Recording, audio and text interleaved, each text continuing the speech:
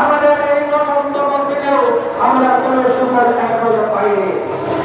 প্রিয় ভাইরা আমার, যতক্ষণ পর্যন্ত আমরা আমাদের প্রতিনিধিত্বগুলো স্বীকৃতি এবং নেতৃত্ব ঘোষণা পাবো, ততক্ষণ পর্যন্ত আমাদের আন্দোলন চালিয়ে যাবো।